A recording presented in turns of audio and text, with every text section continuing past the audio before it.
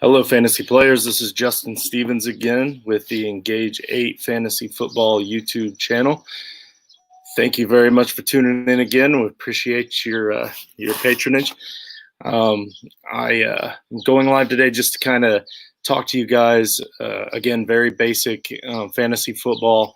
Going over websites is something new that we're going to start. I'm going to put out some short videos, probably about 20 to 30 minutes at the most. Most of them will be 20, maybe a little less. But this first one may be a little bit longer just because just to kind of get you used to what it is that we're going to be going over and what we're going to be doing. So what I'm going to do is for today, I'm going to be discussing episode 14, which is navigating. Oh, nope, that's wrong. That's wrong. Navigating the ESPN site is what we're going to be doing. There we go. So we're going to be navigating the ESPN site today, and it is episode 12, not episode 14. There we go. All right. I thought I fixed that before, but evidently I missed it. But so pretty much what I'm going to do is I'm going to hit the share screen here, and you're going to be able to see my screen that I'm going to be showing you for one of my ESPN leagues. What I'm going to do, let's see if I can figure this out.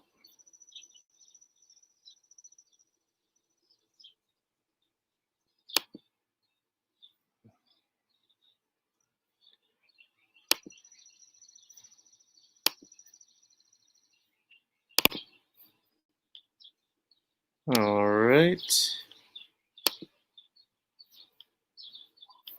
That should be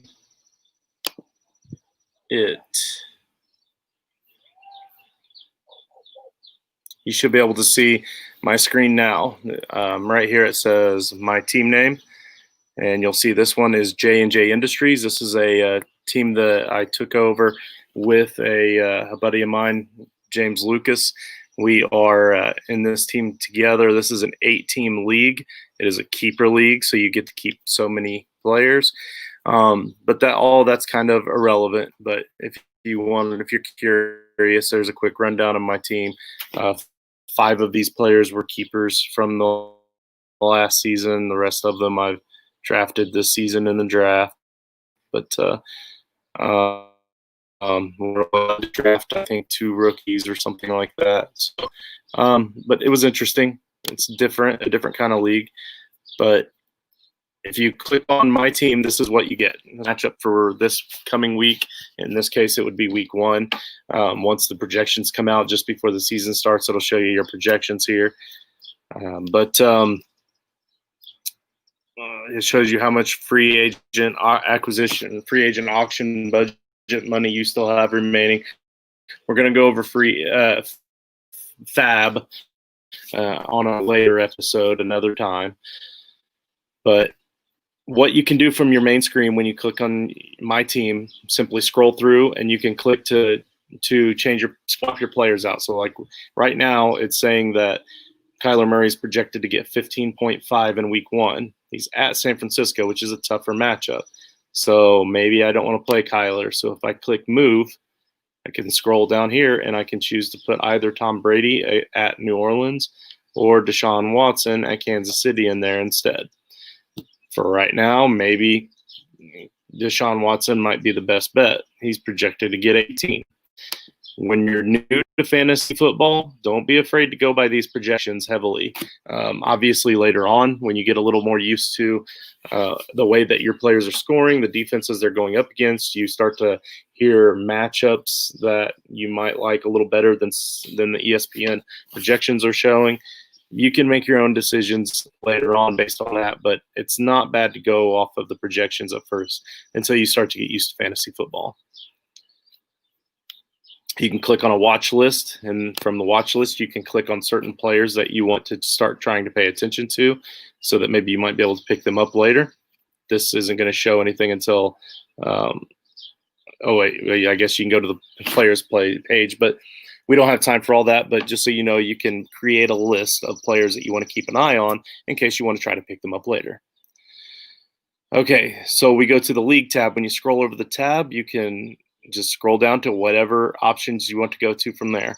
Go to the league home, and this will show you your main league homepage, which is really cool.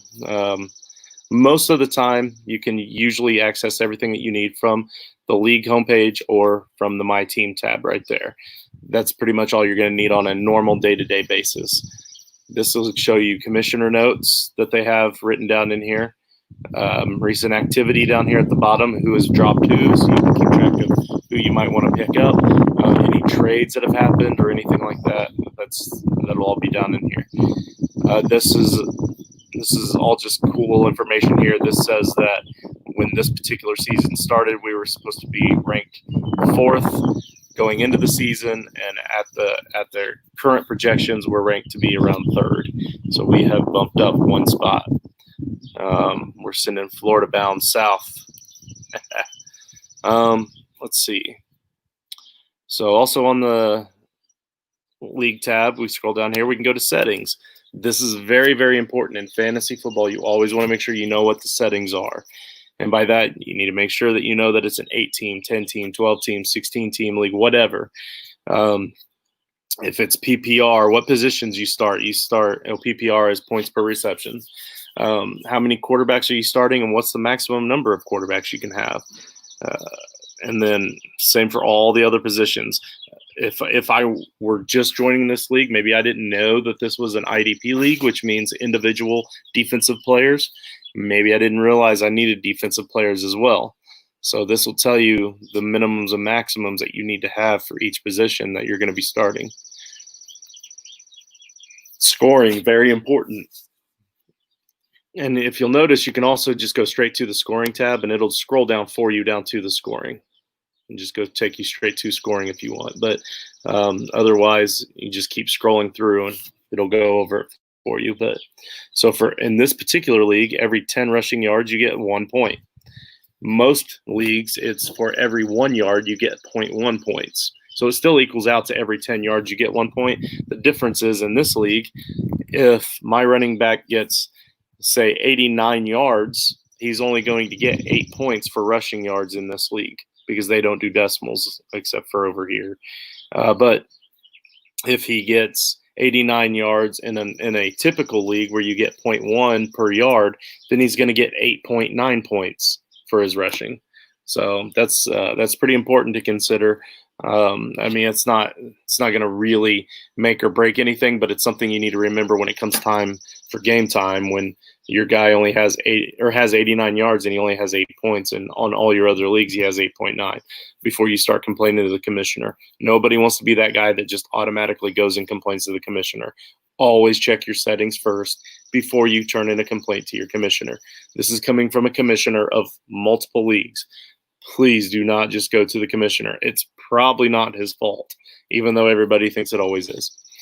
All right. Now, if you go through your settings and you see that there's still a mistake, then absolutely go to your commissioner, ask him a question, but have some tact about it.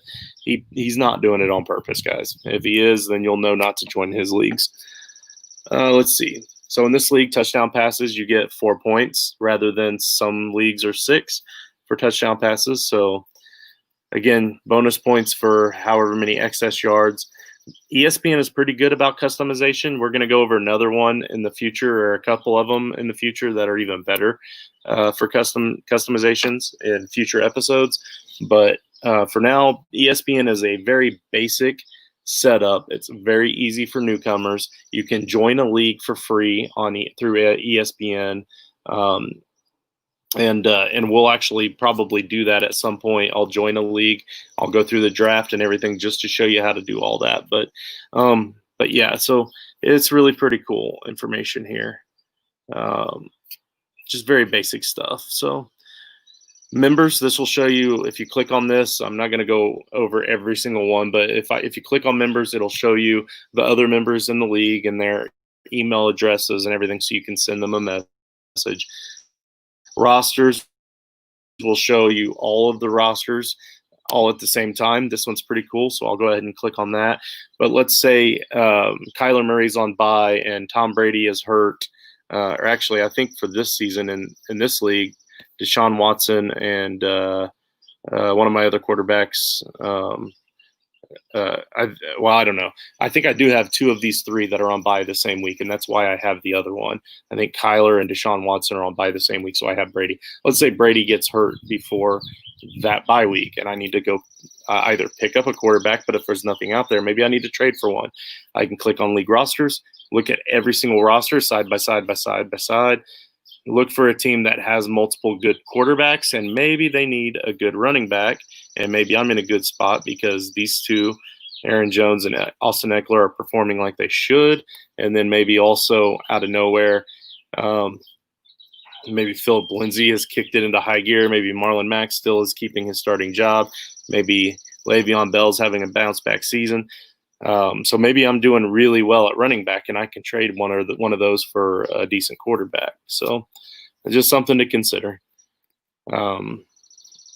Let's see, schedules is pretty self-explanatory. You click on that, and it'll show you the schedule for this upcoming week, the schedule for the entire season, just your schedule, everybody's schedule, however you want to look at it.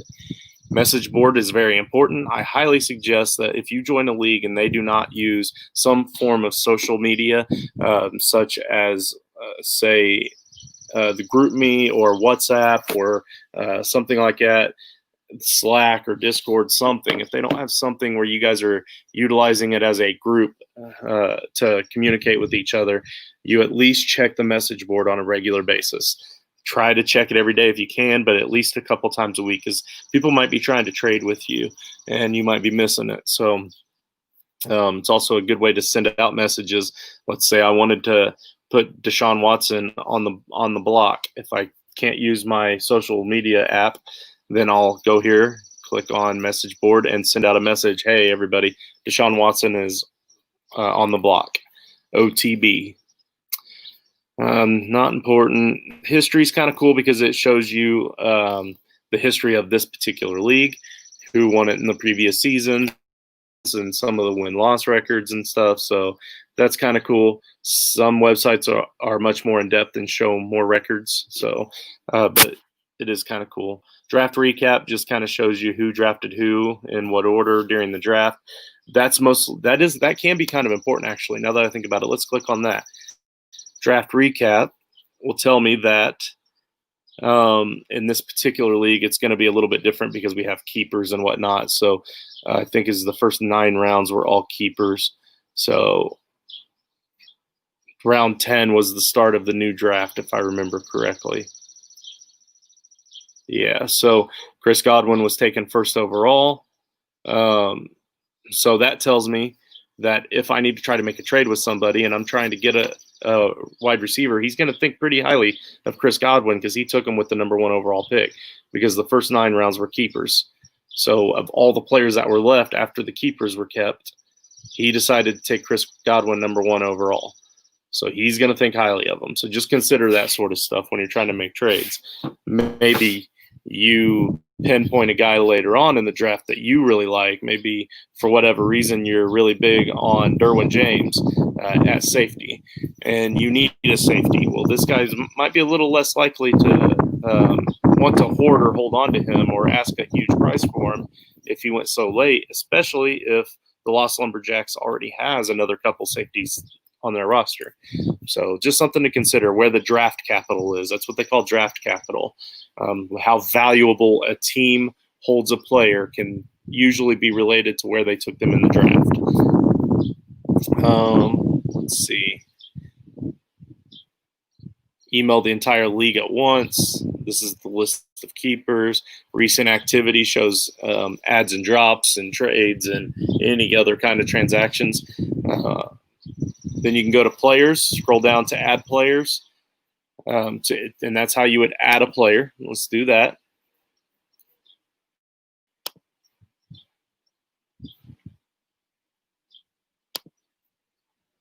I'll make this a little larger. There we go.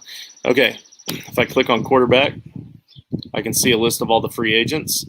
Maybe I want to pick up Jimmy G because I do think Jimmy G will have a decent season. I can click plus to add him.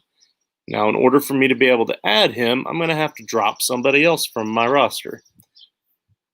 And I am extremely tempted to do it just because I'm not as sold on Tom Brady this year.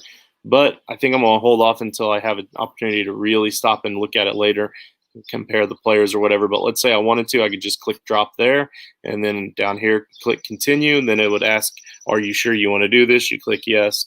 Now all of a sudden, instead of Tom Brady on your roster, you have Jimmy G. So just something to consider there. That's how you add a player. So there's the watch list, scoring leaders. Most of this stuff isn't as important. Player news is kind of important if you want to look up a particular player. Maybe you heard a rumor, you want to check and see if it's true, that sort of thing. Or maybe a player went down with an injury, and a couple days later you want to see how serious that injury was. You can click there and it'll tell you. Projections, auction summary is just like draft summary, only it's for auction drafts. Again, that's something that we'll go over more in detail later. Auction report, same thing. Undroppables, this is going to be a list of players within the league that you are not allowed to drop. So if you own any of these players, which we own on this particular team, I believe we own, nope, it looks like just Deshaun Watson. So for whatever reason, they still have undroppables in this league. A lot of leagues don't do that anymore because the problem is, let's say Deshaun Watson snaps his ACL in week 1. Well, a lot of times it takes 3 or 4 weeks for the website to catch up to that before it'll allow you to drop them. So may have to be done by commissioner rule. And a lot of times the commissioners, if they're kind of stuck up about it or they're looking for an advantage, they may just say, well, rules are rules, you can't drop them. So that's just something to look out for, to look ahead. So maybe I might consider trading Deshaun Watson if I can get a couple decent players out of him, just to open up from that possibility. Probably not going to, though, because I'm feeling pretty comfortable and confident with my quarterbacks as it is. Stat corrections are important on ESPN because ESPN does make a lot of mistakes when it comes to stats, especially if you're in an IDP league like this one that has defensive players. If I click on the stat corrections, it's going to show me, typically the last game is played on Monday night. Usually by Wednesday morning or Thursday morning, they have the stat corrections from the week before. If your game ends within a few points, maybe within 5 points of between a win or a loss of your opponent, then you might want to check that stat correction throughout the week just to make sure, because if enough stats are corrected, you may have won when you thought you lost, or you may have lost when you thought you won. Fantasy Cast is really cool. This is what you're going to use on Sundays when you're watching the games, or Thursday night, Monday night, whatever. Anytime there's games on and you want to check your up-to-date numbers, you're going to hit Fantasy Cast, and it's going to show you up to date, live as it's happening. I think ESPN's usually within about a minute or two to show you what the scores are. Deshaun Watson throws a 75-yard touchdown pass. In this league, I get 3 points for the yards. I get another 4 points for the touchdown. There's 7 points, and I think it's a bonus for a touchdown more than 50. So I might get like 9 or 10 points or something like that for that touchdown. And it'll show right there, boom, and then it'll show the totals down here as well. It also gives you live up-to-date win probability based on the projections, which will also be shown somewhere up here at the top. So that's really cool. This is going to be your favorite tab on game day. This is the scoreboard that shows everybody's scores, which you can also see right here on the top of the Fantasy Cast as well. This is the standings that will show your league's overall standings. Just like that. Let's see. Opponent's team, if you just want to click directly on an opponent's team. So Detroit Kool-Aid, Derek Oakrey. Detroit Kool-Aid is the name of his podcast for Detroit Lions fans. I'm in it. I'm not a Detroit Lions fan, but I do listen to his podcast because it is pretty entertaining. He does do some information on fantasy football as well, but also I just kind of love to hear how miserable the Lions fans get. I'm in a listeners league with him as well, and my team name in that league is Go Pack Go because I like to troll people, obviously. But anyway, if I just click there, it'll take me directly to his team. Shows me who the owner is, how much money they have left, what their team is. In case I wanted to try to send a trade offer or something, I could click on Todd Gurley if I want him and click on trade, and then it'll take me to the trade page. This is how I would propose a trade. I can click on whatever players he has that I might want, and then continue. Let's say I wanted Todd Gurley, and I'm going to give him Cortland Sutton for him. Okay, so then I would hit finalize trade. It would ask me if I really want to. I would click yes, but I don't want to do that, so we're going to cancel the trade offer. All right, let's see. And then the store is just ESPN trying to sell you their gear. So that is pretty much that. Let me find where we at. All right. I'll shut that mess off. All right. So that's ESPN's website in a nutshell. Again, I'm going to go over several of these in due time over the next few weeks. But we're also going to be going over free agent acquisition. We're going to be going over drafts and how to draft. Like I can do a mock draft with you guys that I'll probably be doing, or I might sign up for a free league just to show you how to do it. All of that good stuff. So for now, though, this has been episode 12, navigating the ESPN website. I do want to remind you guys, if you like what you see, please give us that thumbs up. If you're interested to learn more about fantasy football at a basic 101 level, that's kind of what we're going to really emphasize on Engage 8. Then you can hit the subscribe button down below. And then also give us a comment, questions if you have any. Right there, you can see our email address. We do respond to emails, but more frequently we check the Twitter account, Engage8Fantasy. Hit us up. You also have my Twitter account at JustinFF_. Feel free to ask me any questions anytime. I'm on there all the time. I stay very active with it. So hit me up if you got any questions. And I believe that's it. So again, thank you very much for signing on, and I look forward to talking to you guys again soon.